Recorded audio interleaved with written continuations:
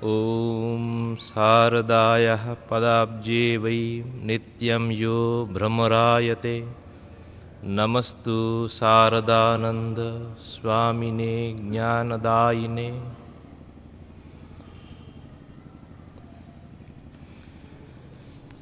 শ্রীরামকৃষ্ণ পার্ষদ প্রত্যেকেই স্বতন্ত্র পুরুষ, এক একজন এক একটি দিকপাল। আজ শ্রীমৎ স্বামী শারদানন্দজি মহারাজের জন্মতিথি।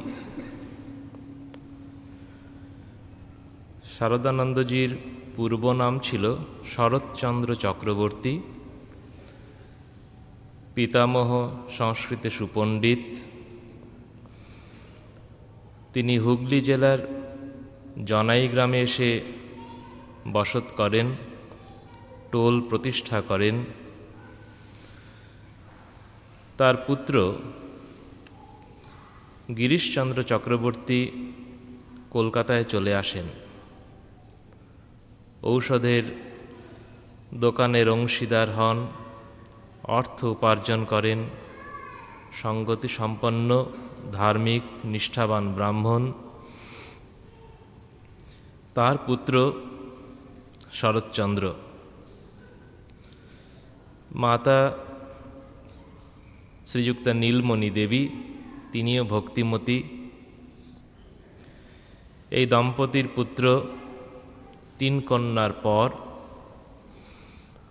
1865 23শে ডিসেম্বর শনিবার সন্ধ্যাবেলা তার জন্ম। পরিবারের অনেকে চিন্তিত হলেন, শনিবার ভবিষ্যতে কেমন হবে নবজাতক। তার পিতৃব্য ছিলেন ঈশ্বরচন্দ্র, জ্যোতিষ বিদ্যায় সুপণ্ডিত। তিনি কোষ্ঠী বিচার করে জানালেন, এই শিশু ভবিষ্যতে গণ্যমান্য হবে, মুখ উজ্জ্বল করবে।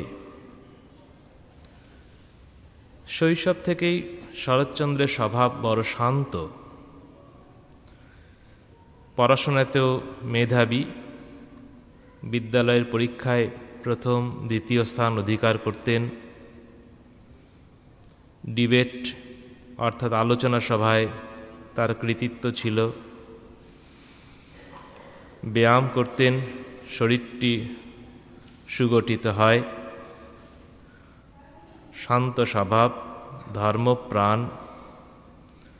জননী যখন পূজা করেন, বালক শরৎচন্দ্র পাশে বসে সব লক্ষ্য করেন। বন্ধুদের সাথে যখন খেলেন, তার পুনরাবৃত্তি হয়। পুজোয় আগ্রহ দেখে মা তাকে পুজোর জিনিসপত্র জোগাড় করে দিলেন। ছোটবেলা থেকেই দেব দেবীর স্তোত্র তার মুখস্থ। যথাসময়ে 13 বর্ষে উপনয়ন হল। গৃহদেবতার অর্চনার অধিকার পেলেন। পূজা পাঠ জপ ধ্যান তার আরও বেড়ে গেল। এই মেধাবী শরৎচন্দ্রের মেধার পাশাপাশি আরেকটি দিক ছোটবেলা থেকেই ফুটে ওঠে। গরিব দুঃখীর জন্য তার প্রাণ কাঁদত। তিনি জলখাবারের পয়সা পেতেন দিনে 2-4 আনা মাত্র। তার থেকেও তিনি বাঁচিয়ে রাখতেন। দরিদ্র ছাত্রদের সাহায্য করতেন। এমনও দেখা গেছে নিজের ছাতা কাপড় বিক্রি করে তাদের সাহায্য করেছেন। আরেকটু বড় হলেন, একটি ঘটনা। এক প্রতিবেশীর বাড়িতে তাদের এক পরিচারিকা কলেরা হলো। পরিবারের আর যাতে অন্যের না হয়, তাকে ছাদের এক কোণায় বিনা যত্নে ফেলে রাখা হয়েছিল। শরৎ নিজে গিয়ে তার সেবা শুশ্রূষা ওষুধের ব্যবস্থা করলেন। দুর্ভাগ্য, জীবন রক্ষা হলো না। কিন্তু সেই প্রতিবেশী শবদাহের ব্যবস্থাও করছেন না। স্পর্শ করবে কে? তখনকার দিনে মহামারী কলেরা, সকলেই ভয় পায়। শরৎচন্দ্র সৎকারের বন্দোবস্তও করলেন। ক্রমে যখন তিনি পড়াশুনোয় আরও এগিয়ে যাচ্ছেন, ব্রাহ্ম সমাজে যাতায়াত শুরু করলেন, কেশবচন্দ্রের বক্তৃতায় আকৃষ্ট হলেন। সেই যুগে কেশব সেন এক অসাধারণ ব্যক্তিত্ব। স্টেটসম্যান পত্রিকার সম্পাদক ছিলেন রবার্ট নাইট। তিনি একবার লিখেছিলেন, when Keshab speaks whole world listens. এত বাগ্মী ছিলেন কেশব সেন। তার বক্তৃতা শুনতে যেতেন। ব্রাহ্ম সমাজের গ্রন্থপাঠ, ধ্যান অভ্যাসে রত হলেন। 1882 খ্রিস্টাব্দে হেয়ার স্কুল থেকে প্রবেশিকা পরীক্ষায় উত্তীর্ণ হয়ে সেন্ট জেভিয়ার্স কলেজে ভর্তি হলেন। এখানে সহপাঠী ছিলেন হরিপ্রসন্ন, পরবর্তীকালে স্বামী বিজ্ঞানানন্দজি মহারাজ। এই ধর্মভাবাপন্ন শরৎ সেখানে কলেজের অধ্যক্ষ ফাদার লাফোর কাছে বাইবেল পড়েছিলেন। কিন্তু স্বধর্মে কখনো আস্থা তার টলেনি। সেই সময় তারা কয়েকজন নব্যযুবক সৎ চর্চা, আর্তের সেবা, ব্যায়ামের জন্য একটি সমিতি গঠন করলেন। বার্ষিক আনন্দোৎসব উপলক্ষে সেই সমিতির দক্ষিণেশ্বরে যান। সেই দুই ভাই শরৎ ও শশী, অর্থাৎ পরবর্তীকালের রামকৃষ্ণানন্দজি, তারই জ্ঞাতি ভ্রাতা। এরা সব শ্রীরামকৃষ্ণদেবের দর্শন সেই দক্ষিণেশ্বরে প্রথম হয় 1883 অক্টোবর। শ্রীরামকৃষ্ণদেব তাদের বলেছিলেন তীব্র বৈরাগ্যের কথা। বলেছিলেন একলা আসতে, একলা আসার জন্যই হোক কিংবা ছুটির দিন দু ভাইয়ের মেলেনি বলেই হোক, কেননা তখন সেন্ট জেভিয়ার্স কলেজ বন্ধ থাকত বৃহস্পতিবারে। বিশেষ প্রতিবন্ধ না থাকলে শরৎচন্দ্র ওই দিনই ঠাকুরের কাছে আসতেন। ধীরে ধীরে কখনো কখনো দক্ষিণেশ্বরে থেকে যাওয়াও শুরু হলো। ঠাকুর তাকে পঞ্চবটিতে, বেলতলায়, ভবতারিণীর মন্দিরে, নাট মন্দিরে ধ্যান করতে পাঠাতেন। একদিন শরৎ নিবেদন করলেন, মন স্থির হচ্ছে না। ঠাকুর তার তর্জনীর নখাগ্র দিয়ে তার ভ্রু মধ্যে আঘাত করে বললেন, এইখানে মনকে ধারণ করো। অমোঘ বিধান, নিবাত নিষ্কম্প দ্বীপ শিখার মতো মন সেখানে স্থির হল।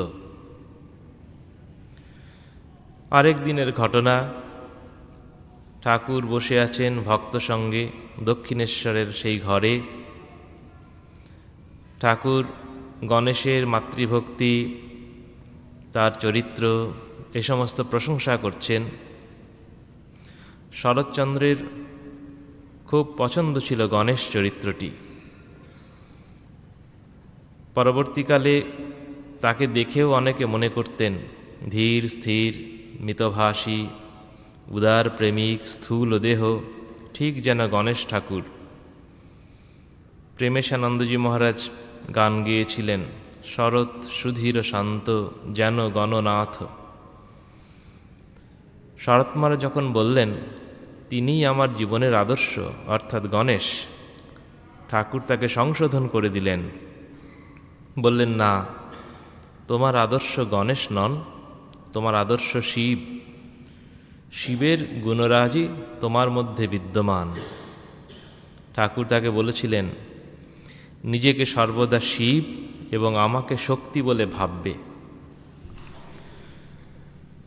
এর কি মর্মকথা ছিল ঠাকুর জানেন, কিন্তু আমরা দেখি পরবর্তীকালে তার জীবনে শরৎ মহারাজ ঠিক শিবের মতো নীলকণ্ঠ, গরল পান করে অম্লান বদনে আশীর্বাদ করে গেছেন, নিজের সুখ সুবিধে বিসর্জন দিয়ে অপরের সেবায় আত্মনিয়োগ করেছেন। ঠাকুর শ্রী শ্রী মায়ের শক্তি প্রকাশের যন্ত্র হয়ে উঠেছেন। শরৎচন্দ্র একদিন বলেছেন পরবর্তীকালে কল্পতরু হওয়ার সময় ছাড়াও ঠাকুর অনেক দিন অনেক সময়ে অনেকের মনোবাঞ্ছা পূর্ণ করেছেন। স্বয়ং ঠাকুর একদিন তাকে জিজ্ঞেস করেছিলেন, কিরে তুই যে কিছু চাইলি না? তিনি বলেছিলেন, কি আর চাইব, আমি যেন সর্বভূতে ব্রহ্ম দর্শন করতে পারি এই করে দিন। ঠাকুর বলেছিলেন, ও যে শেষকালের কথা রে। শরৎ বলেছিলেন, তা আমি জানি না মশাই। ঠাকুর আশ্বাস দিয়েছিলেন, তোর হবে। পরবর্তীকালে শারদানন্দজি মহারাজ বলতেন, তিনি যা বলেছিলেন এখন তাঁর কৃপায় সেটা বেশ অনুভব করছি। ঠাকুর জানতেন কোন হাড়ির মুখে কোন সরা রাখতে হয়। নরেন্দ্রের সাথে আলাপ করতে বলেছিলেন শরৎচন্দ্রকে। নরেন্দ্রের সাথে প্রথম সাক্ষাৎ শরৎচন্দ্রের হয়েছিল অন্য এক বন্ধুর গৃহে। তিনি দেখেছেন একটি যুবক সেই বন্ধুর বাড়িতে প্রবেশ করে আপন মনে গুনগুন করে হিন্দি গান গাইছেন। ব্যবহার মনোপ্পুত হয়নি। পরবর্তীকালে ঠাকুর যখন নরেন্দ্রের প্রশংসা করলেন, তার সাথে দেখা করতে বললেন, শরৎচন্দ্র গিয়ে দেখেন এই তো সেই যুবক। ভুল ভাঙল, নরেন্দ্র শরতের প্রিয়তম বন্ধু হিসাবে হয়ে উঠলেন। স্বামীজি তাকে তবলা বাজাতেও শিখিয়েছেন, নিজে বোল বলে ঠেকা শিখিয়েছেন। দুজনের গান বাদ্য চলত, বন্ধুত্ব আরও দৃঢ় হলো। দুজনের বাড়ি পথ একাধিকবার এগিয়ে দিতে দিতে অনেক সময় পার হয়ে গেছে, এমনও ঘটনা ঘটেছে। একবার শশী শরৎ শীতকালে নরেন্দ্রের বাড়ি গেছেন। ঠাকুরের প্রসঙ্গে অনেক সময় চলে গেছে, রাত 10টা বেজে গেছে। নরেন্দ্রনাথ ঠিক করলেন ওদেরকে বাড়ি পৌঁছে দিয়ে আসি। অনেক রাত হয়ে গেছে। শরৎ ঠিক করলেন যখন নরেন্দ্র বাড়িতে এসেছে তাকে জলযোগ করিয়ে তবে ছাড়া উচিত। বাড়ির ভেতরে প্রবেশ করে নরেন্দ্র অবাক হয়ে বললেন, এ তো আমি দেখেছি এই বাড়ি, কোথায় কোন ঘরে যেতে হয়, কোথায় কি আছে সব আমার পরিচিত। আশ্চর্য যোগাযোগ। ঠাকুরকে শরৎচন্দ্র প্রথমে ভেবেছিলেন সিদ্ধ ব্যক্তি, ঈশ্বর জানিত একজন মহাপুরুষ। নরেন্দ্রের সাথে আলোচনায় তার বিশ্বাস দৃঢ় হল তিনি স্বয়ং অবতার। 1885-তে তিনি এফএ পরীক্ষা পাশ করলেন, মেডিকেল কলেজে ভর্তি হলেন। শরতের মনে একটু সংশয় ছিল, ঠাকুর তো ডাক্তার আর উকিলের অন্ন গ্রহণ করতে পারেন না। ঠাকুর যখন বাসনা ত্যাগের কথা বললেন, তার এই মেডিকেল কলেজের পড়াশোনারও ইতি ঘটল। তিনি ঠাকুরের অন্যতম সেবক হয়ে কাশীপুরের দিনগুলিতে থাকতে শুরু করলেন। তিনি বলতেন, ঠাকুরের অমানুষী আকর্ষণে যতই আকৃষ্ট হতে লাগলাম, বাপ মা ভাই বোন আত্মীয় স্বজন বন্ধু বান্ধব ততই দূরে সরে যেতে লাগল। মনে হতো একাধারে তিনিই আমার সর্বস্ব। তার ভক্তেরা আমার আপনার হতেও আপনার। তিনি বলতেন, এই ভালোবাসার স্বরূপ স্বাধীনতা, এই ভালোবাসার স্বরূপ দাসত্ব নয়, সেখানে আছে নিঃস্বার্থতা, সেখানে সুখ লালসা নেই। তিনি বলেছিলেন, কেন তাকে মানি সেটা জানি না, কিন্তু কি এত অদ্ভুত জ্ঞান, প্রেমের সম্পূর্ণ আদর্শ দেখেছি। জীবিত পরিচিত দূরের কথা, বেদ পুরাণ জগৎ পূজ্য আদর্শেও এতটা দেখতে পাই না। পিতার মনে ভয় হল, পুত্র বুঝি সংসার ছেড়ে চলে যায়। তিনি স্বনামধন্য পণ্ডিত, তখনকার দিনের জগনমোহন তর্কালঙ্কার মশাইকে নিয়ে কাশীপুরে এসেছিলেন। মনে মনে একটি সিদ্ধান্ত ছিল, এমন স্বনামধন্য পণ্ডিতের সামনে শ্রীরামকৃষ্ণের পাণ্ডিত্যের দৈন্য উন্মোচিত হলে পুত্র ভ্রম বুঝতে পারবে। ঘটনা হলো অন্যরূপ। ঠাকুরের আধ্যাত্মিক প্রভাবে মুগ্ধ পণ্ডিত গোপনে শরতের পিতাকে জানিয়ে দিলেন, এই রকম গুরুলাভ পুত্রের ভাগ্যে অতি আনন্দের বিষয়। আরেকদিন শরতের পিতা এসেছেন ঠাকুরের কাছে, তাকে বললেন, আপনি একটু বলে দিন, বললেই ও বিয়ে করবে।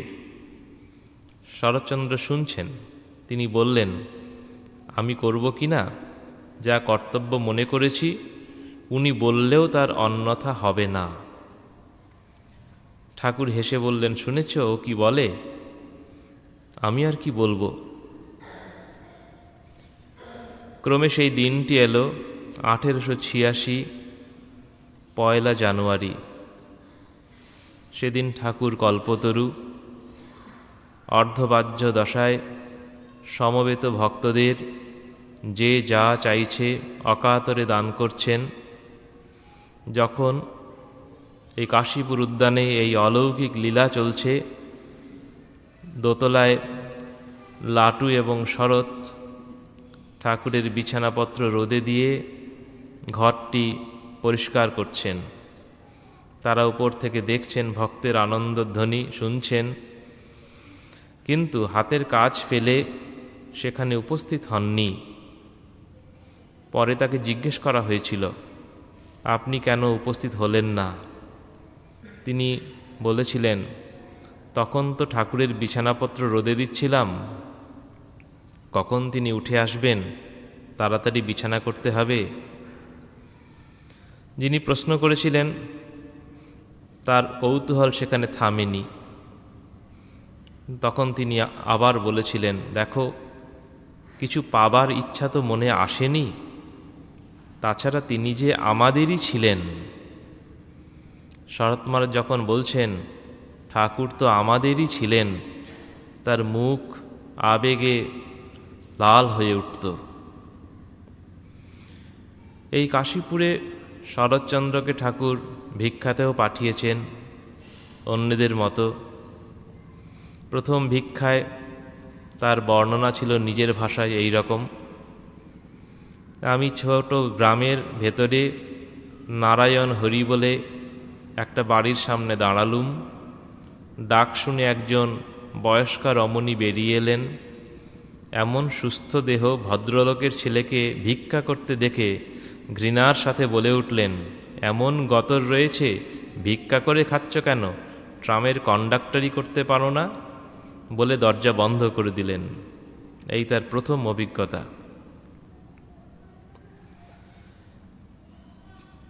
কাশীপুরে ঠাকুর তার মর্তলীলার দাড়ি টেনে দিলেন। তার মহাসমাধির পর বরানগরে মঠ স্থাপন হল। পিতার শাসন শরৎচন্দ্র রুদ্ধদ্বার গৃহে অধ্যয়নে বসতেন। নরেন গিয়ে উপস্থিত হতেন। তখন সেই দ্বার উদ্ঘাটিত হতো। একদিন পিতা তাকে দরজায় চাবি দিয়ে গৃহে বদ্ধ করে রাখেন। একটি ছোট ভাই পিতার অজ্ঞাতসারে দরজা খুলে দেয়। তিনি আবার পূর্ববৎ চলতে থাকলেন। তিনি সন্ন্যাস নিলেন, শারদানন্দ নামে পরিচিত হলেন। পিতা মাতা বুঝলেন আর অভিমান করা বৃথা, বরং ধর্মপথের সমস্ত কণ্টক দূর করার জন্য সর্বান্তকরণে তাকে আশীর্বাদ করাই যুক্তিযুক্ত। তারা বরানগরে মঠে এসেও ছিলেন, জানিয়েও গিয়েছিলেন। মনে তাদের কোনো খেদ নেই, বরং নবীন সন্ন্যাসীর সর্বাঙ্গীন উন্নতি তারা কামনা করেন।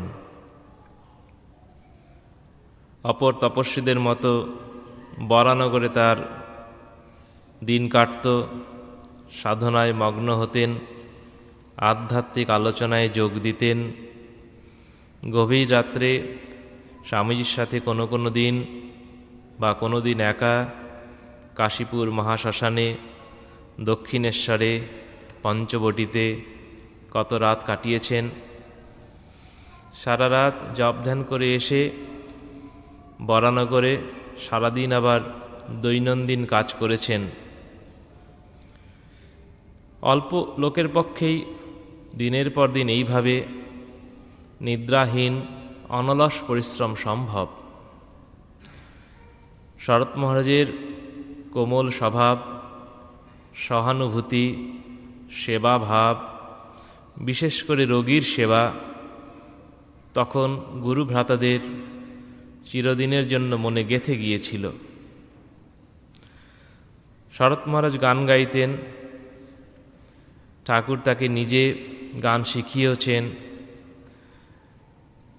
বামাকণ্ঠ বলে ভ্রম হতো, স্বর ছিল নারী জনচিত কোমল। বরানগর মঠে একদিন তিনি গান ধরেছেন। পল্লীর কেউ কেউ স্থির করেছেন নিশ্চয়ই কোনো নারীর আগমন হয়েছে মঠে।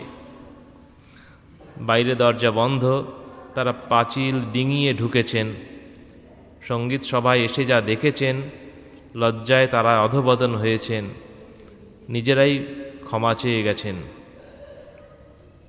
শরৎ মহারাজ বিশুদ্ধ উচ্চারণ সহ সুকণ্ঠে চণ্ডীপাঠ করতেন। তীর্থ ভ্রমণের আহ্বান মনকে নাড়া দেয়। 1887 তিনি হেঁটে পুরী যান প্রেমানন্দ মহারাজ এবং অভেদানন্দজির সঙ্গে। সেখানে কয়েক মাস কাটান। সাক্ষী গোপালের কাছে একটি জায়গায় ঠাকুরের দর্শন লাভ করে তার বিয়োগ ব্যথার কিছুটা লাঘব হয়। কয়েক মাস তপস্যার পর ফিরে আসেন, আবার বেরিয়ে পড়েন গয়া, কাশী, অযোধ্যা।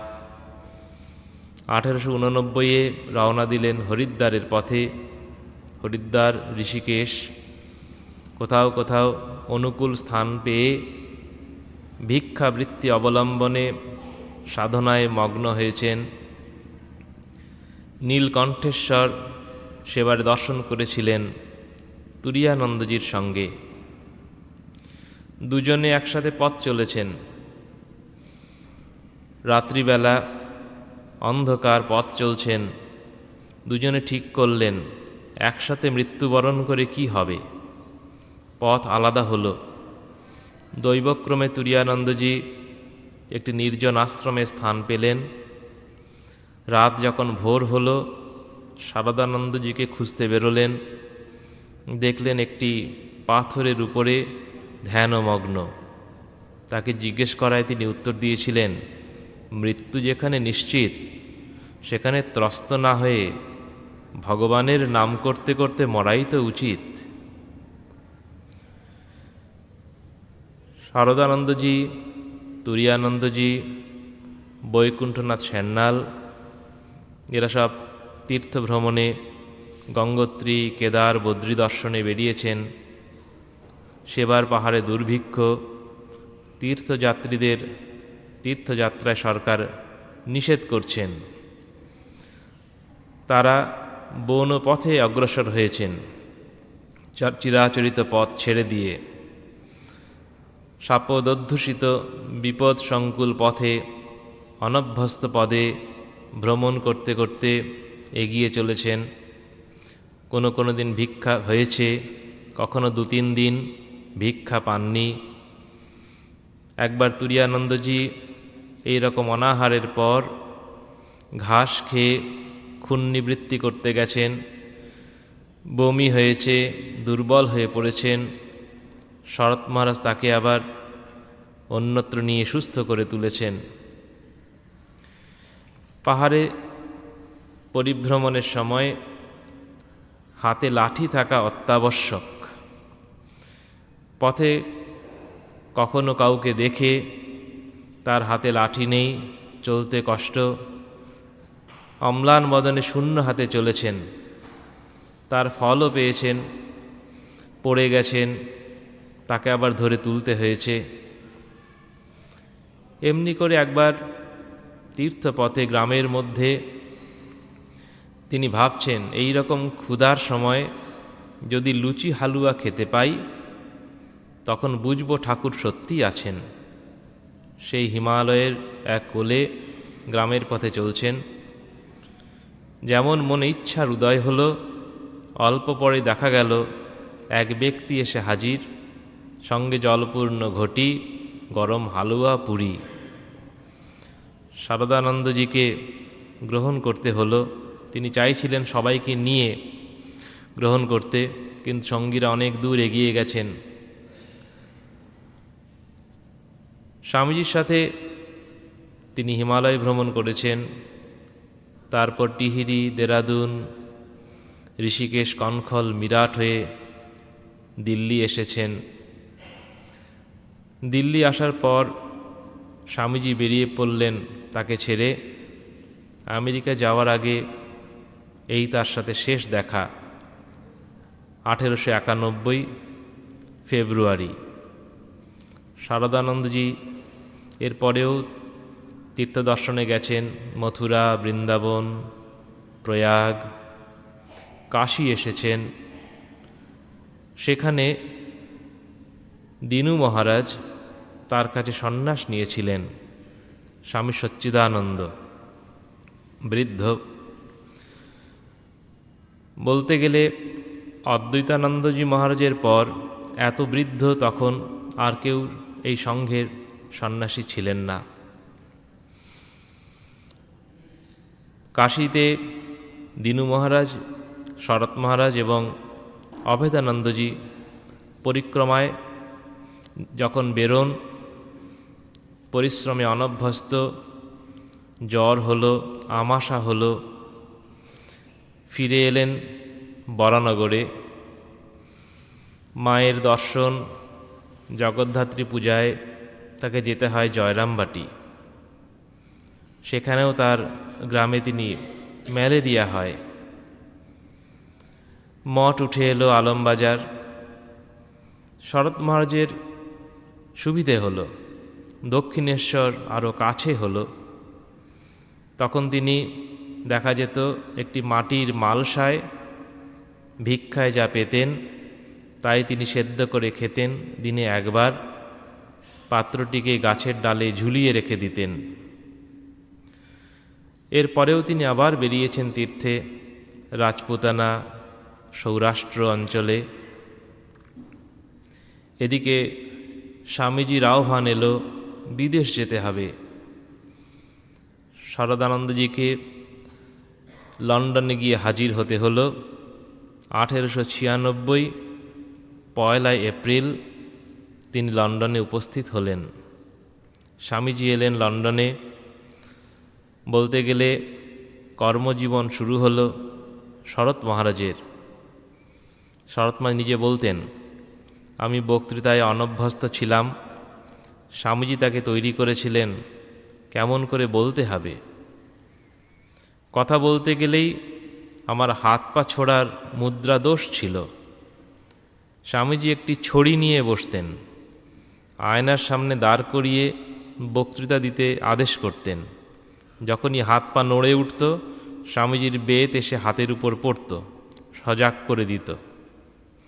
আর শরৎ মহারাজ আজ নয় কাল নয় বলে বক্তৃতার প্রস্তাব কাটিয়ে দিতেন। স্বামীজি তাকে ভর্ৎসনা করলেন, তাতেও কিছু হলো না। শেষে স্বামীজি নিজের নামের আহুত সভায় শরৎ মহারাজের নাম ঘোষণা করে দিলেন। সেই তাকে প্রথম বক্তৃতা করতে হলো। তারপর জুন মাসের শেষে স্বামীজি তাকে পাঠিয়ে দিলেন নিউ ইয়র্কে বেদান্ত প্রচারের জন্য। শরৎ মহারাজের সদালাপচারিতা বক্তৃতা নিউ ইয়র্কের বাইরেও আমেরিকাতে বিভিন্ন জায়গায় জনপ্রিয় করে তোলে। তার কাজ এগোতে থাকে। সেখানে একটি ঘটনা, মিসেস হুইলার, তার বাড়ি তখন মন্ট ক্লেয়ারে, তিনি শরৎ মহারাজের জিনিসপত্র গুছিয়ে দিচ্ছেন। তার বইয়ের মধ্যে থেকে একটি ছবি বেরোলো। মিসেস হুইলার অবাক হয়ে দেখলেন, এই রকম ছবি এই মহাপুরুষকে তিনি স্বপ্নে একদিন দেখেছিলেন, কে তিনি জানেন না। শরৎ মহারাজের কাছে জানলেন ইনি শ্রীরামকৃষ্ণ। সেই থেকে মিসেস হুইলার ঠাকুরের অনুরক্ত ভক্ত হয়ে গেলেন। স্বামীজি যখন ফিরে এলেন ভারতবর্ষে, রামকৃষ্ণ মিশন অ্যাসোসিয়েশন তৈরি হলো। শরৎ মহারাজকে ডেকে পাঠালেন, ভার নিতে হবে। 1898 জানুয়ারি মাসে তিনি আমেরিকা ত্যাগ করলেন। সঙ্গে এলেন মিসেস অলিবুল ম্যাকলাউড। পথে ইউরোপ ভ্রমণ করে এলেন, লন্ডন, প্যারিস, রোম। এই রোমে সেন্ট পিটারের গির্জায়, সেন্ট পিটারের মূর্তির সামনে সেই সময় তিনি সমাধিস্থ হন। ঠাকুর একদিন বলেছিলেন, শশী শরৎকে দেখেছিলাম ঋষি কৃষ্ণের দলে, অর্থাৎ যীশুখ্রিস্টের দলে। আজ এই রোমে সেন্ট পিটারের মূর্তির সামনে তার সমাধি, সে কথাই স্মরণ করিয়ে দেয়। শরৎ মহারাজকে স্বামীজি মিশনের সেক্রেটারি পদে নিযুক্ত করলেন। কলকাতাতে এবং আশেপাশে তার বক্তৃতা দান চলতে থাকে। পরে কয়েকটি গীতাতত্ত্ব নামে পুস্তক আকারে বেরোয়। এছাড়াও অনেক বক্তৃতা তিনি শাস্ত্রের উপরে, বেদ বেদান্তের সম্বন্ধে একের পর এক দিতে থাকেন। তার জনপ্রিয়তাও বাড়তে থাকে। স্বভাবসুলভ সহিষ্ণুতা, উদ্বেগ শূন্যতা, গাম্ভীর্য, তিতিক্ষা সকলের চোখে পড়ে। শ্রীরামকৃষ্ণ ভাবগঙ্গা বিচিত্র প্রণালীতে পরিচালিত হয়েছিল। তিনি বলতেন, স্বামীজি না বোঝালে ঠাকুরের কিছুই বুঝতাম না। শারদানন্দ মহারাজ স্বামীজির যে অনবদ্য প্রণাম মন্ত্রটি রচনা করেছিলেন, তাতে এই কথাটি প্রকাশ পায়, পরতত্ত্বে সদা লীন রামকৃষ্ণ সমাজ্ঞয়া ইয়ো ধর্মস্থাপনরত বীরেশম তম নমাম্যহম। শরৎ মহারাজের রচনা। তাকে নীলাম্বরবাবুর বাড়িতে তখন মঠ। অজয়হরি মহারাজ তাকে প্রশ্ন করেছিলেন শরৎ মহারাজকে, শ্রীরামকৃষ্ণ জীবনের প্রধান বৈশিষ্ট্য কি? শরৎ মহারাজ বলেছিলেন দুটি। এক, ঠাকুরের জীবন ও বাণীতে নঙর্থক কিছু নেই। নেতিবাচক ভাবকে সদর্থক করে তিনি সবসময় তুলেছিলেন। উদাহরণ দিয়ে বলেছিলেন, রিপু দমন অসম্ভব। ঠাকুর বলছেন, ঈশ্বরের দিকে মোড় ফিরিয়ে দাও। সমস্ত নঙর্থক জিনিসকে ঠাকুর সদর্থক করে তুলতেন। আর দুই, সর্বজনীন পরধর্ম সহিষ্ণুতা নিজের জীবনে অক্ষরে অক্ষরে প্রতিপালন করে দেখিয়ে গেছেন। শ্রীরামকৃষ্ণ ভাবগঙ্গা যখন বিভিন্ন প্রণালীতে পরিচালিত হতে থাকল, স্বয়ং স্বামী ব্রহ্মানন্দ মহারাজ যখন সংঘের আধ্যাত্মিক জীবনের ভার নিলেন, শারদানন্দজির দৃষ্টি ছিল সেই ভাবরাশিকে নির্দিষ্ট কার্যধারায় পরিচালিত করার দিকে।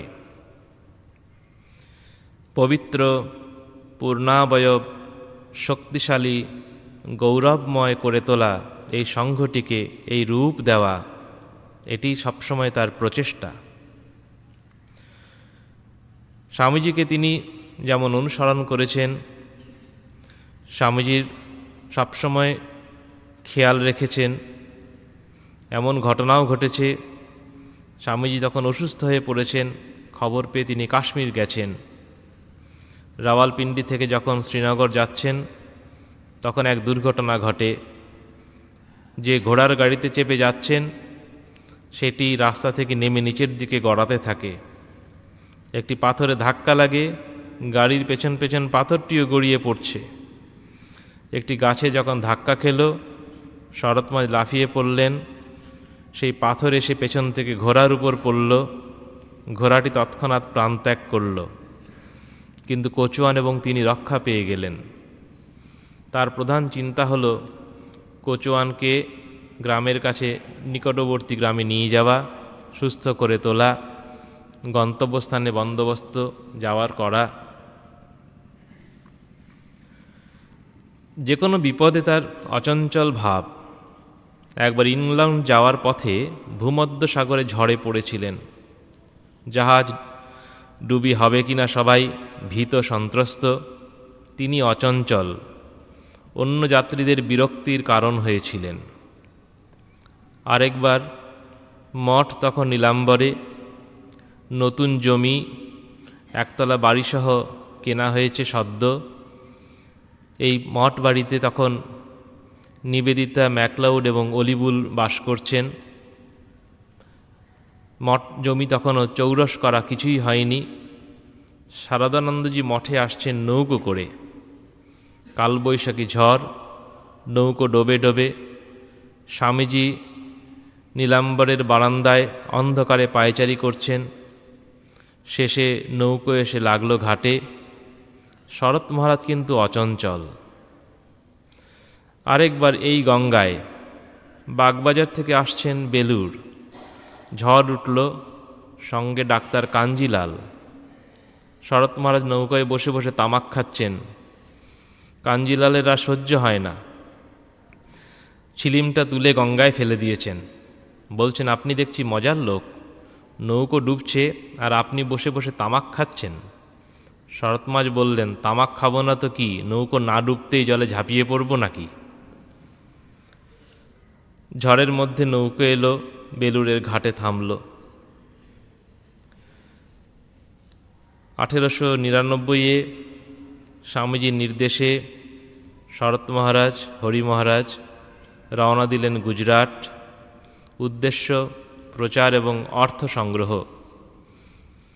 সেই সময় শারদানন্দজি কানপুর, আগ্রা, জয়পুর, আহমেদাবাদ, লিমডি, জুনাগড়, ভাবনগর প্রভৃতি জায়গায় যান। ইংরেজি এবং হিন্দিতে বক্তৃতা করেছিলেন। যখন স্বামীজির সাথে হরি মহারাজ বিদেশ যাত্রা করছেন, স্বামীজি দ্বিতীয়বার বিদেশ গেলেন। অপেক্ষা করছেন শারদানন্দজি কবে আসবেন, তার উপর ভার দিয়ে তবে তিনি নিশ্চিন্ত হয়ে রওনা দেবেন। নবাগত সাধুদের শিক্ষার ভার শরৎ মহারাজের উপর। শরৎ মহারাজের কাজ বাড়তে থাকে। সাধন ভজন, শাস্ত্র অধ্যয়ন, উদয়াস্ত জপ ধ্যান নিজেও করতেন। সাধুদের পর্যায়ক্রমে ঠাকুর ঘরে সারা রাত জপ ধ্যান চালাতে হতো। এছাড়াও নানা জায়গায় বক্তৃতা, ভক্ত পরিবারে উপদেশ দান, পত্রিকায় প্রবন্ধ প্রকাশ, মঠ মিশনের পত্র লেখা, এর মধ্যে মিশনের বিভিন্ন কাজকর্ম, সেবা কাজ বাড়তে থাকে। রাজপুতানার কিষাণগড়ে দুর্ভিক্ষ, মিশন থেকে বন্দোবস্ত করা হলো। হাতে অর্থ নাই, তিনি ঋণ পর্যন্ত করেছেন সেবা কাজের জন্য। বিভিন্ন জায়গায় গেছেন, ঢাকা, নারায়ণগঞ্জ, বরিশাল। সেখানে বরিশালে তিনি বিশিষ্ট শিক্ষাবিদ, দাতা, সমাজসেবী অশ্বিনী কুমার দত্তের বাড়িতে ছিলেন। ইংরেজি এবং বাংলায় বক্তৃতা, প্রশ্নোত্তর সভা। শেষ দিন অন্তরঙ্গ ভক্তদের সাথে সেখানে শ্রীরামকৃষ্ণ প্রসঙ্গ করতে করতে সমাধিস্থ হয়ে যান। ঠাকুরের নাম উচ্চারণ করতে করতে তাকে আবার সাধারণ ভূমিতে নামিয়ে আনা হয়। তিনি তন্ত্র সাধনাতেও মনোনিবেশ করেছিলেন। শ্রী শ্রী মায়ের অনুমতি নিয়ে স্বয়ং স্বামী ব্রহ্মানন্দী মহারাজকে সমস্ত কিছু বলে পণ্ডিত জগনমোহন তর্কালঙ্কারের মন্ত্রশিষ্য এবং তার পিতৃব্য সিদ্ধ কৌল ঈশ্বরচন্দ্রের কাছে তিনি পূর্ণাভিষিক্ত হয়েছিলেন। শ্রদ্ধেয়া যোগিনমাও তখন তারও তন্ত্রে পূর্ণাভিষেক হয়েছিল এবং নারীমাত্রে শ্রী শ্রী জগদম্বার অধিষ্ঠান তিনি প্রত্যক্ষ করেছিলেন। পরবর্তীকালে যে বইটি লিখেছেন ভারতে শক্তি পূজা, সেখানে তার কিছু বর্ণনাও আছে।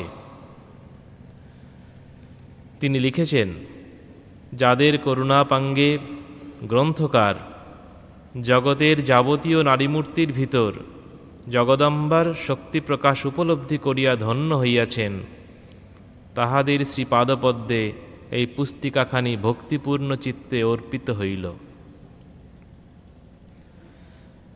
স্বামীজি যখন দ্বিতীয়বার আমেরিকা থেকে ফিরলেন, শরীর খারাপ, কাজ যাতে প্রচণ্ড গতিতে এগিয়ে চলে তার জন্য সবসময় চিন্তিত, কখনো কখনো বিচলিত। শারদানন্দজিকে কখনো কখনো স্বামীজির ভৎসনাও সহ্য করতে হয়েছে, কিন্তু শরৎ মহারাজ নির্বিকার। স্বামীজিও বলেছিলেন একবার, এর যেন বেলে মাছের রক্ত, কিছুতেই তাতে না। ক্রোধ সংবরণের বহু দৃষ্টান্ত তার রয়েছে।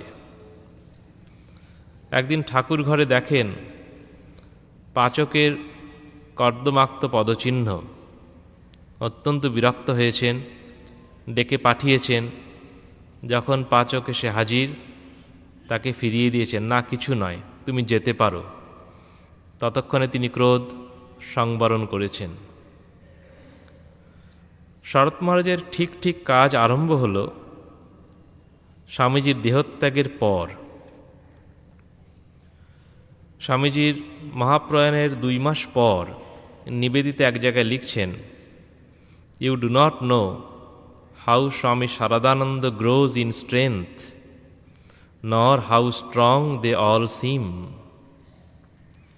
ম্যাকলাউড, নিবেদিতা এরা যখন পরস্পর চিঠি লিখছেন, শরৎ মহারাজ সম্বন্ধে লিখতেন স্বামী নাম্বার 2।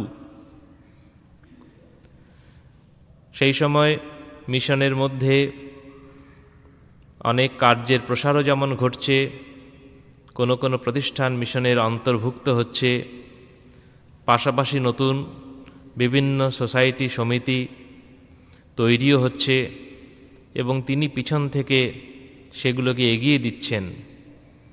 যেমন বিবেকানন্দ সোসাইটি, বাগবাজারে বিবেকানন্দ সমিতি, বিবেকানন্দ স্মৃতি মন্দির ছাত্রাবাস, বোসপাড়ায় মহিলা বিদ্যালয়, বউবাজারে রামকৃষ্ণ সমিতি অনাথ ভাণ্ডার,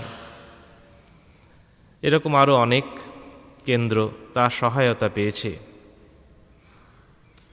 1903 যখন ত্রিগুণাতীতানন্দজি আমেরিকায় চলে গেলেন, উদ্বোধনপত্র পরিচালনা এবং অর্থ ব্যবস্থা নিয়ে গুরুতর পরিস্থিতির সৃষ্টি হল। শারদানন্দজি সেটিও সামলালেন। প্রথমে শুদ্ধানন্দজির পরিচালনায়, পরে তিনি নিজেই চালিয়েছেন।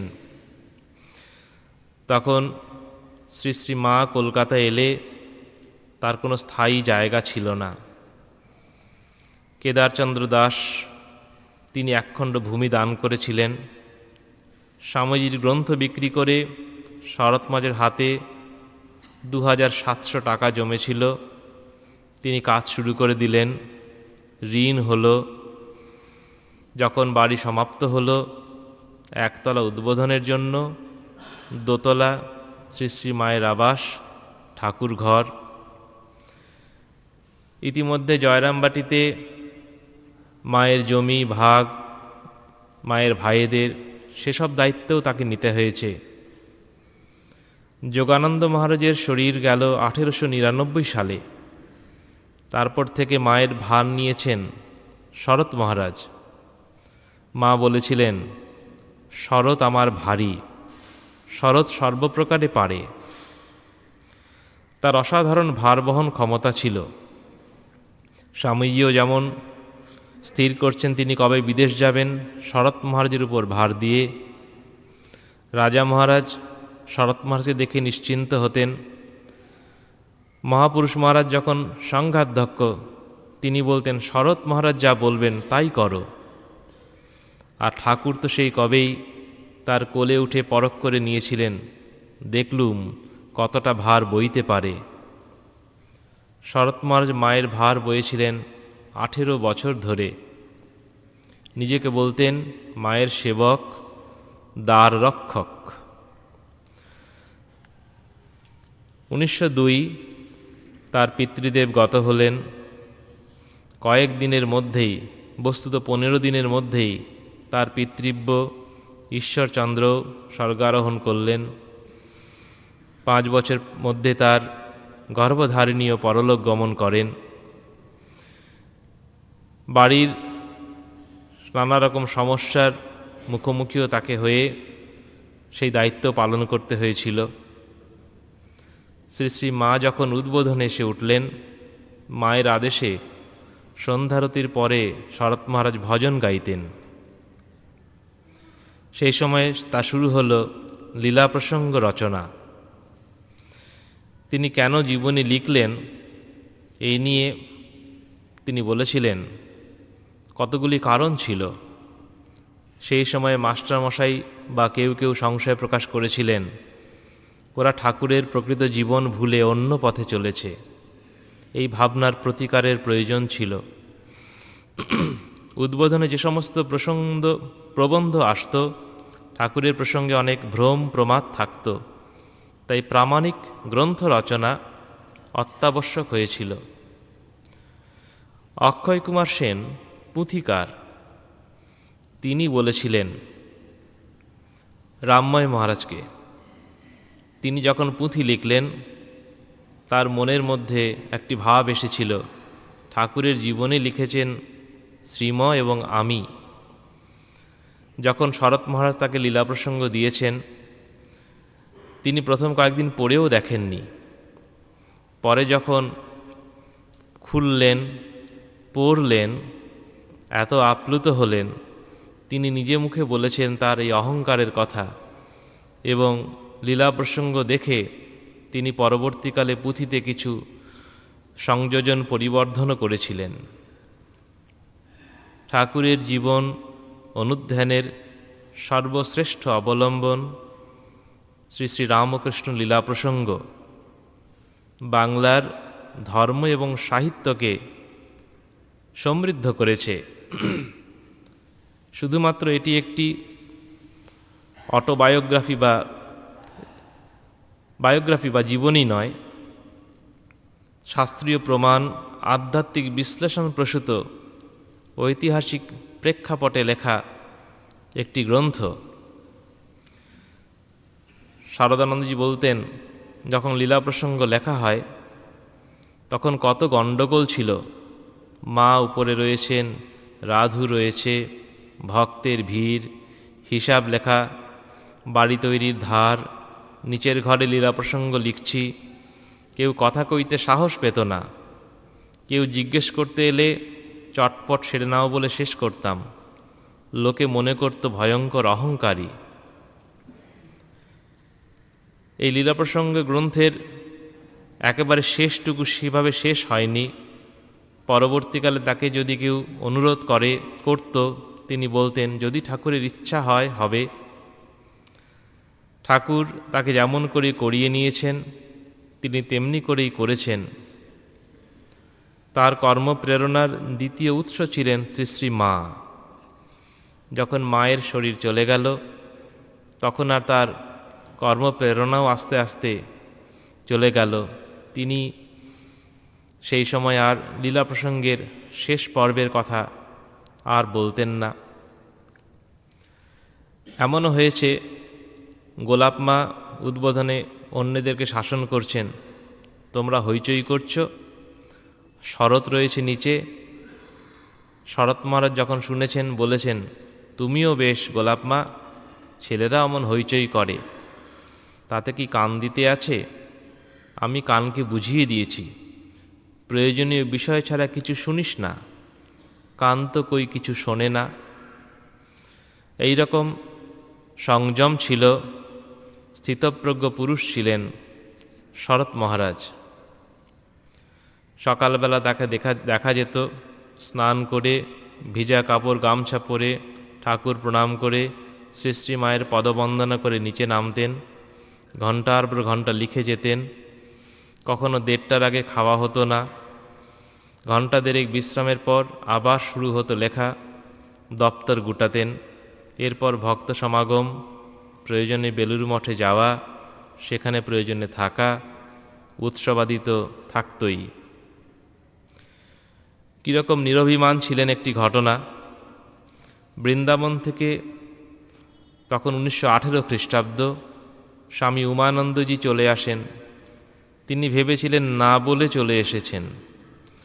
পরে তার চিঠিটি অন্য কাগজের মধ্যে থেকে বেরোয়।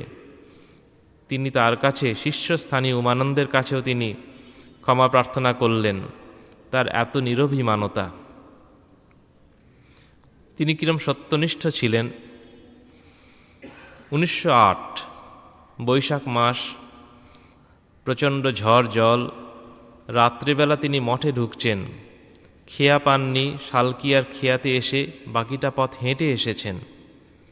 বাবুরাম মহারাজকে বলে পাঠিয়েছিলেন সকালবেলায় আজকে মঠে যাব। বাবুরাম মহারাজ বলেছিলেন যেমন গুরু তেমনি চেলা। যেহেতু বলেছিলেন রাত হলেও ঠিক এসে উঠেছেন। শরৎ মহারাজ বলতেন কাজের পদ্ধতিটি কেমন হবে। বলছেন ক্রোধ, বিরক্তি, কারো ত্রুটিতে অসহনীয়তা, মন মুখ এক রাখতে না পারা এবং প্রেমের দ্বারা না হয়ে কৌশলে বশে রাখবার চেষ্টা, এগুলি হচ্ছে আশ্রম ভঙ্গের কারণ। তিনি নিজে জীবনে তা প্রমাণ করে দিয়েছেন কেমন করে কাজ করতে হয়। ছোট যারা তাদের মতামত নিতেন, বন্ধুভাবে সবার সাথে মিশতেন। তিনি তখন ঠাকুরের সন্তান, মঠ মিশনের কর্মসচিব। ব্যক্তিগত প্রয়োজনে কিছু দামি জিনিস ব্যবহার করতেন না। একবার তাকে একজোড়া মূল্যবান পাদুকা দেয়। তিনি বলেন অত টাকা শোধ করতে পারবো না, তুমি ফিরিয়ে নিয়ে যাও। ধীরে ধীরে শোধ করবেন কথা বলে তবে তিনি সেটি গ্রহণ করেছিলেন। তার শীর্ষস্থানীয় একজন রেলে 2য় শ্রেণীতে যাচ্ছেন, তিনি 3য় শ্রেণীতে ভ্রমণ করছেন। যখন তিনি বারবার উপরোধ করেছেন, অনুরোধ করেছেন, নিজের জায়গা ছেড়ে দিতে চেয়েছেন, তা সত্ত্বেও তাকে 2য় শ্রেণীতে ভ্রমণ করানো যায়নি। একবার কাশী সেবাশ্রমের একজন সেবক, তিনি বলেছিলেন বাড়ি বাড়ি ঘুরে মুষ্টি ভিক্ষা আমি পারবো না। শরৎ মহারাজ অম্লান বদনে ঝুলি কাঁধে নিয়ে বেরিয়ে পড়েছেন। তার হৃদয় বত্তা দেখে সেই সেবকের অভিমান চূর্ণ হয়েছে। শারদানন্দজির সাহস যেমন ছিল, আশ্রিত বাৎসল্যও ছিল। সেই সময় বোমার মামলা মানিকতলার, দেবব্রত বসু, শচীন এরা সাধু হতে এলেন রামকৃষ্ণ মিশনে। কেউ যদি সাধু জীবন যাপন করতে চায়, পূর্ব বিপ্লবী পথ ছেড়ে, তাকে মঠে নেওয়া হবে কি না, সেই নিয়ে রাজরোষে পড়তে হবে কি না, শরৎ মহারাজ আশ্রয় দিয়েছিলেন। এমনও হয়েছে তাকে রাজকর্মচারীদের কাছে অপমান সহ্য করতে হয়েছে। সাধুটি বলেছেন, মহারাজ, আমার জন্য আপনার মতো সাধুকে অপমান অসম্মান সহ্য করতে হচ্ছে। শরৎ মহারাজ বলেছিলেন, আমায় অপমান করতে কে পারে? আমার মন যদি অপমান বলে একে গ্রহণ না করে, আমি অপমানিত হলাম কি করে? আমি কি নিজের বলে কিছু রেখেছি? ঠাকুরের চরণে দেহ, মন, প্রাণ সমর্পণ করেছি। সেখানে ভালো মন্দ, মান অপমানের কোনো স্থান থাকতে পারে না। আমার জন্য কোনো দুশ্চিন্তা করো না। তিনি এইভাবে সকলকে আপন করে নিতেন। যোগিন মার কন্যার যখন মৃত্যু হল, তার মাতৃহীন পুত্র তিনটি, তাদের ভার শরৎ মহারাজ নিলেন। তখন শরৎ মহারাজ স্থূলকায়, তার নিজের ঘরেই তাদের রাখার বন্দোবস্ত হলো। ছেলেগুলির ঠান্ডা সহ্য হতো না, জানলা দরজা বন্ধ রাখতে হতো। শরৎ মহারাজ মোটা মানুষ ছিলেন, তাকে সেই বদ্ধ কক্ষেই তিনি বাস করতেন, ওদের জন্য সব সহ্য করতেন। সংসার সম্বন্ধহীন সন্ন্যাসী এত সহিষ্ণু কেমন করে হলেন? তার এত সাহস কোথা থেকে এলো? এক ভক্তের প্রশ্নের উত্তরে তিনি লিখেছিলেন, যদি কাজ করতে চাও, ভগবানের উপর নির্ভর করে নিজের পায়ে দাঁড়াও। কোনো মানুষের মুখ চেয়ে থেকো না, আমারও না। কেউ তোমায় সাহায্য না করলেও একলা ওই কাজ করে দেহপাত করবে। এরূপ তেজ, সাহস, ভগবানের নির্ভরতা নিয়ে যদি কাজ করতে পারো, করো। শেষ বয়সে আস্তে আস্তে তার শরীর ভাঙতে থাকে।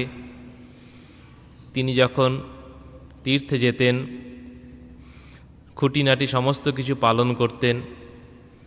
কাশীর বিশ্বনাথ মন্দিরে সিংহদ্বারে প্রণাম, দরজায় ঝোলানো শিকল কপালে ঠেকানো, ঘণ্টাবাদ্য, পুরীর রথে গিয়ে গলদঘর্ম হয়ে দড়ি নিয়ে রথ টানা, খুঁটিনাটি জিনিসও তার বাদ পড়ত না।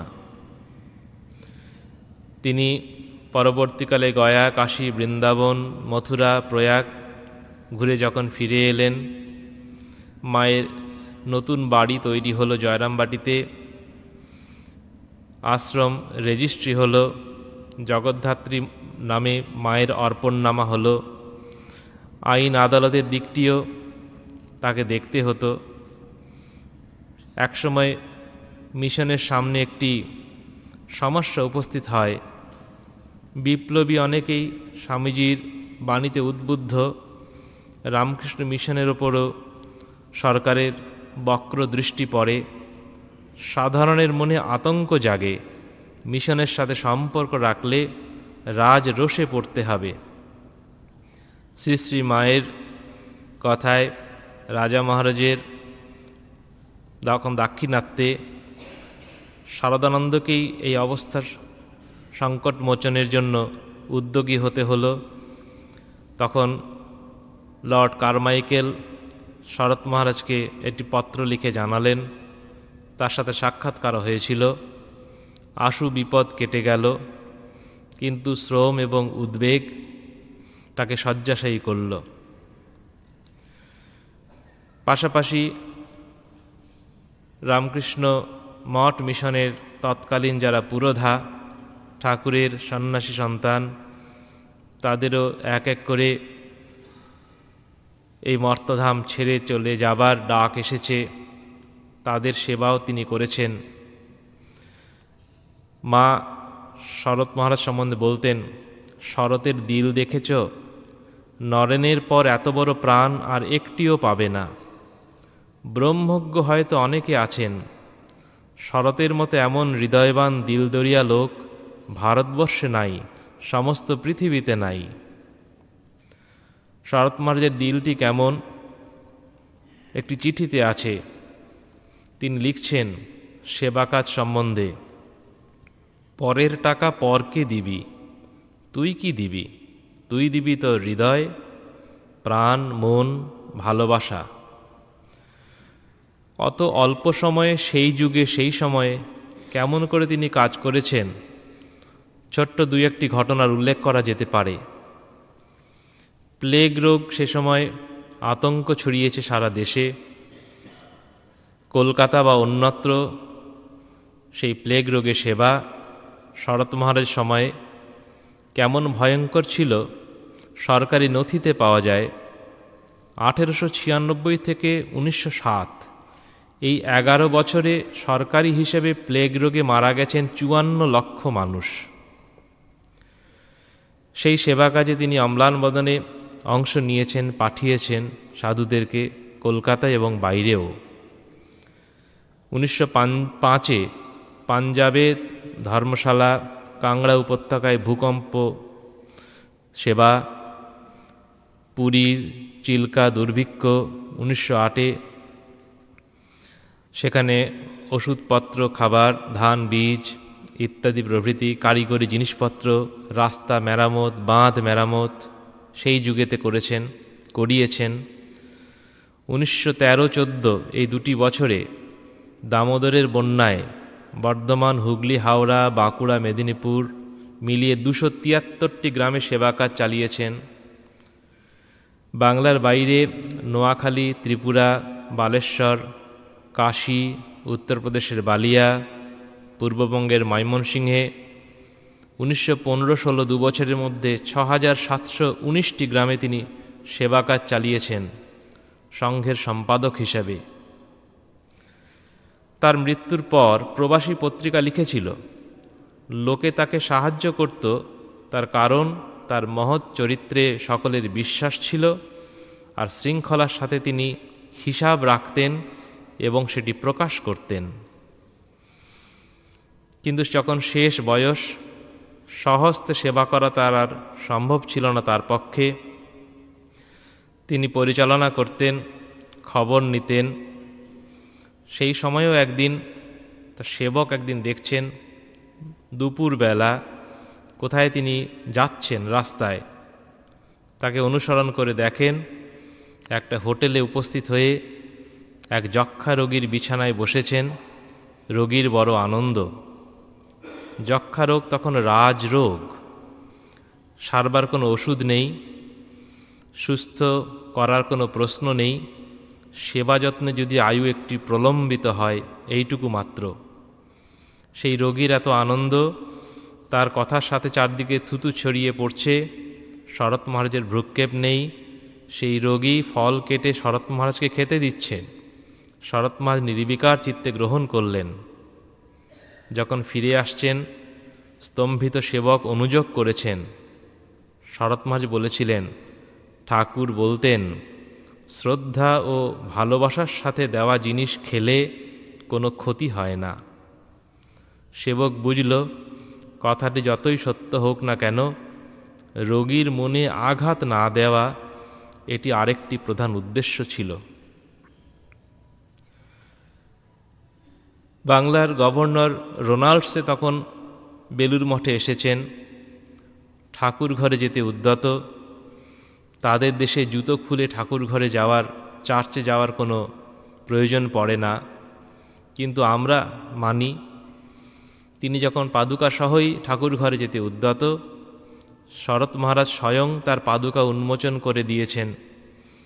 তার সৌজন্য, নিরভিমানতা, দেবগৃহের প্রতি সম্মানের পরাকাষ্ঠা সবাই প্রত্যক্ষ করেছেন।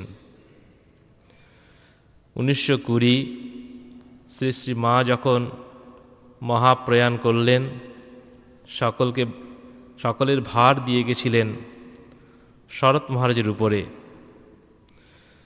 যখন রাজা মহারাজ দেহ রক্ষা করলেন, তাকে যখন সভাপতি করতে চাওয়া হলো, তিনি বলেছিলেন, স্বামীজি আমাকে মঠের সেক্রেটারি করে গেছেন, সে পদ ত্যাগ করব না। শেষ দিন পর্যন্ত তিনি তাই ছিলেন। তিনি বলতেন, মা চলে গেলেন, মহারাজ চলে গেলেন, কাজে উৎসাহ পাই না, প্রবৃত্তিও জাগে না। এরই মধ্যে বেলুর মঠে মায়ের মন্দিরটি তৈরি হলো।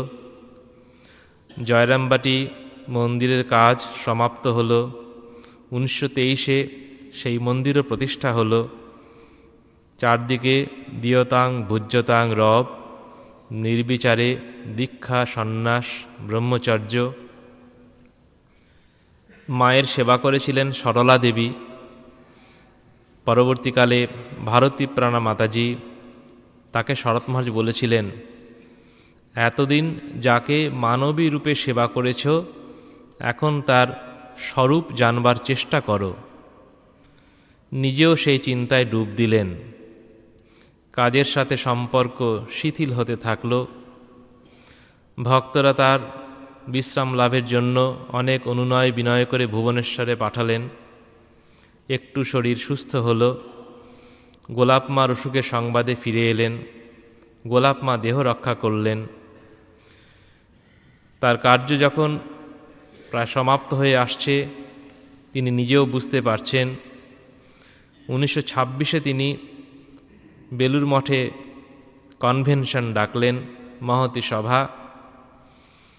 সেই সময় প্রায় 200 সাধু ব্রহ্মচারী, 200 ভক্ত মঠে সেই অনুষ্ঠানে যোগ দিলেন। এর মধ্যে স্বদেশে তখন রামকৃষ্ণ মিশনের কেন্দ্র মঠ মিশনের 61, আমেরিকা মালয়েশিয়া নিয়ে বিদেশে 7টি কেন্দ্র তখন প্রতিষ্ঠিত। অনুষ্ঠানের সভাপতি স্বামী শিবানন্দজি, সম্পাদক স্বামী শারদানন্দ মহারাজ।